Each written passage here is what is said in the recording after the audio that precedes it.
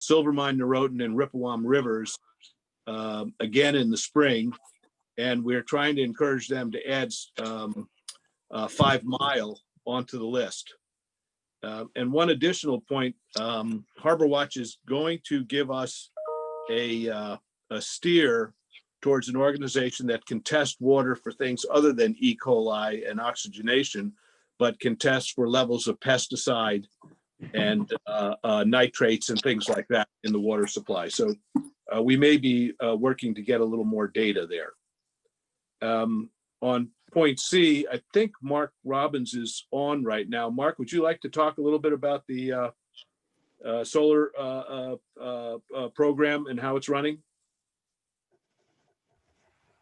I don't see Mark. Chris. You don't see him on? No. Okay.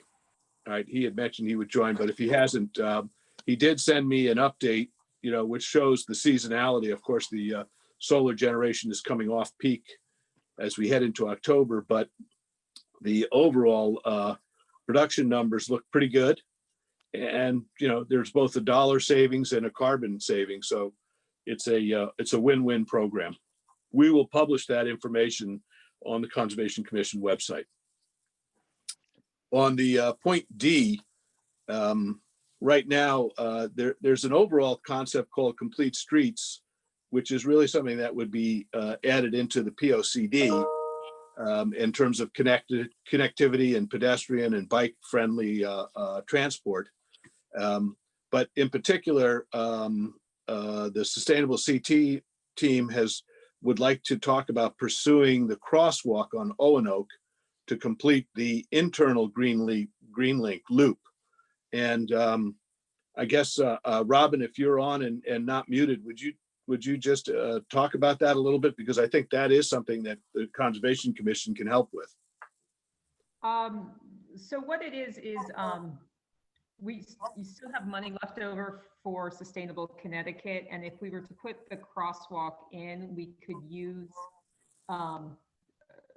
that money towards the fundraising, up to 35% of the fundraising goal per Sustainable Connecticut. Right.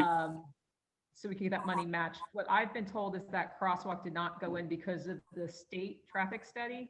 Unlike on Weed Street, where one was not needed because Oanoke is a state road. So the thought was, and the Nature Center is on board with this, is if we, Sustainable Connecticut has verbally approved a fundraiser for it.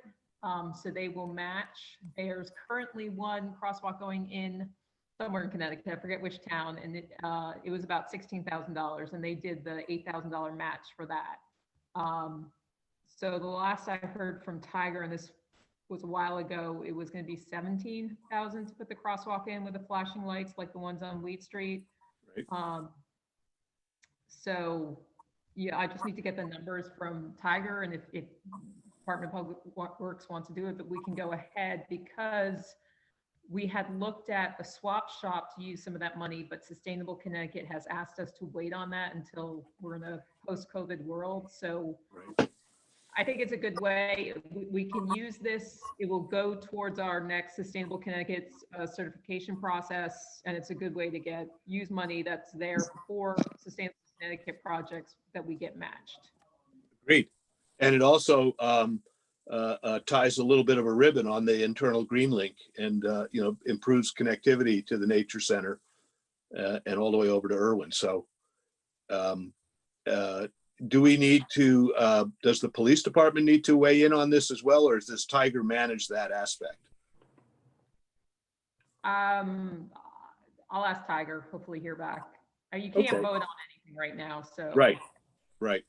And your thought is maybe try to launch this program at the start of the new year, or once we get the details and approvals and everything? I think once we get the details and the approvals, it might be good. I think with the, so many people are using outdoor spaces, and I mean, to finish that loop, I think would be so good for town. As long as we can fundraise for it, that's the other problem. But if we can, we might as well use this matching money as much as we can. Right. I guess I was thinking normally the fundraising period runs 30 to 45 days, so you want to time it out. But you know that as well as I do. So How about, I know that Bill is on, and I know that I'm guessing he would be enthusiastic about this project. Yeah, so that's 3.5 years ago. I asked Tiger, can we get a crosswalk in?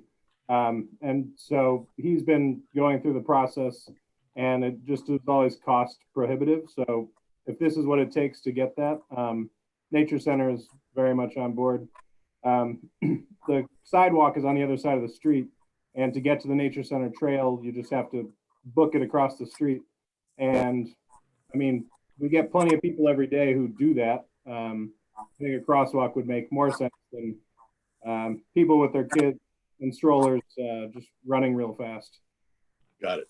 We are very much on board, and just be the sponsor for the the CT or Sustainable CT Matching Fund. We'll put our name on it and put our weight behind getting that in. So 100% behind it. Okay, and then I think that the Land Trust would also support it, and it would be nice if St. Mark's did. So, those are three really great communities to reach out to. You also might get some from the New Canaan Inn back there to have be able to walk across the street into the Nature Center with some of their residents. All right. So that would just be another group to loop in. Okay, so then from a go forward standpoint, Robin, does your Sustainable CT team organize this, or who would be responsible for spearheading this? So this goes the same as all the other matching funds we've done. It's the group that starts it. The sustainable team just is notified, and that's per Sustainable Connecticut. Mm-hmm. They say that the sustainable team is just notified, but then we help.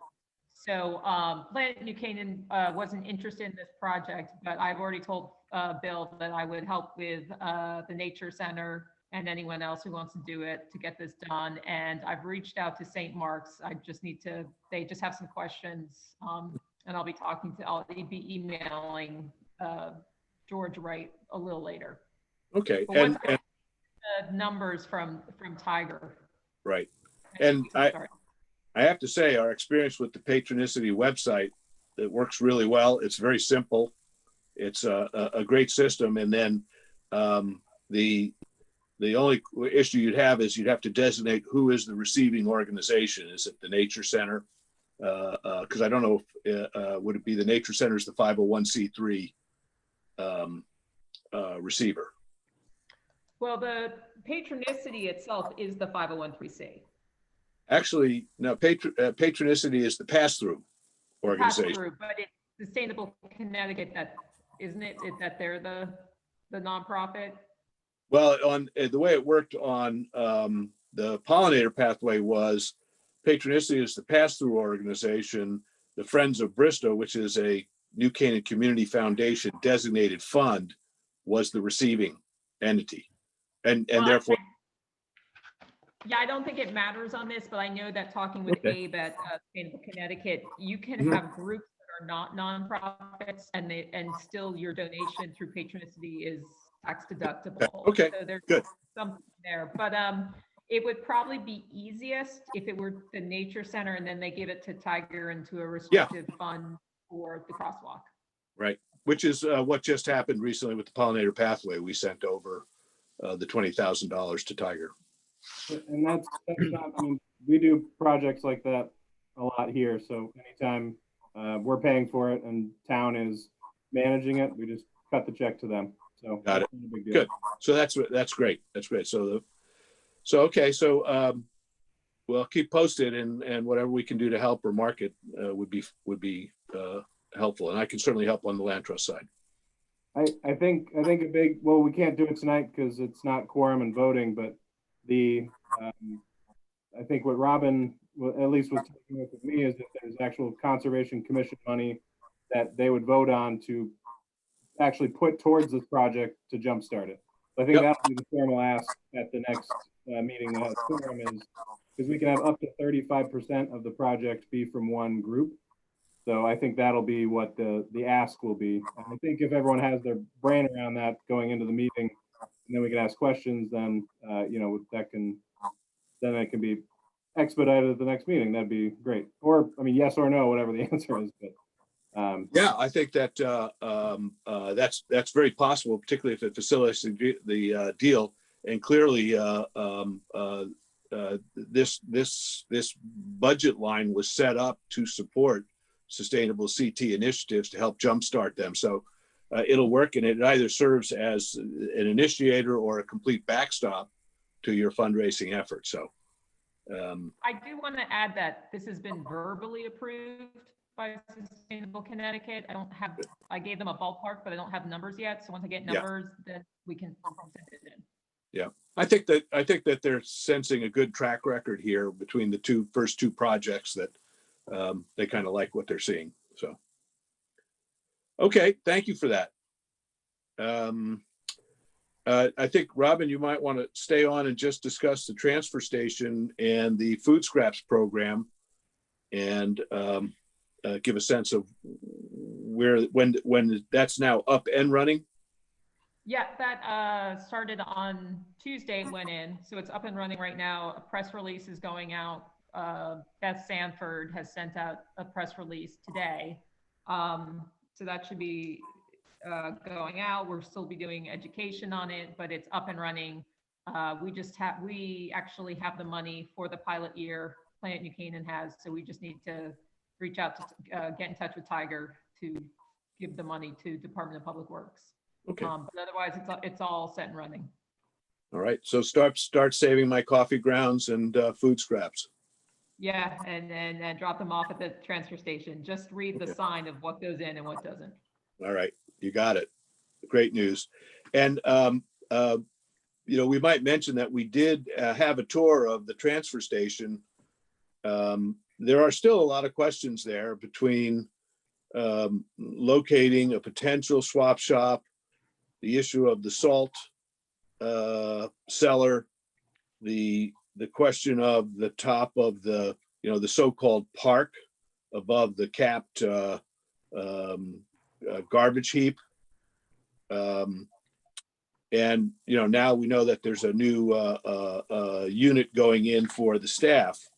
But I do think that there is an opportunity for a longer, bigger picture about how we manage a transfer station, because it's expensive to send garbage away, and the more we can recycle and reuse, the better off we'll be.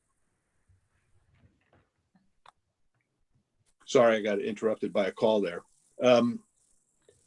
I didn't sense, I think Tiger had a lot on his plate and didn't seem too enthusiastic about that idea, but it's something that should be thought of in the coming year, as we kind of, that transfer station is sort of been piecemealed forward.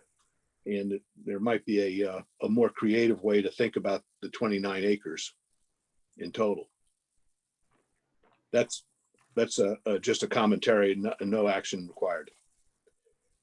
The Land Trust, the Conservation Commission has not dispersed very much money, other than the first $3,500 for the Sustainable CT initiative, and but has arranged, and I think Lynn is on the first round discussion on the open space map and prioritization prep for the Plan of Conservation and Development will take place, I think, in 2 weeks.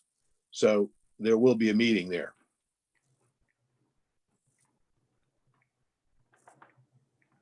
That's all I have there. And then just lastly, on Bristow Park, the new trail is almost completed. We're at a sort of a little pause right now, but the park is starting to look really nice. It was in great color earlier this week, and it's a joy. And I think the visitors are all very pleased with the progress and the transformation.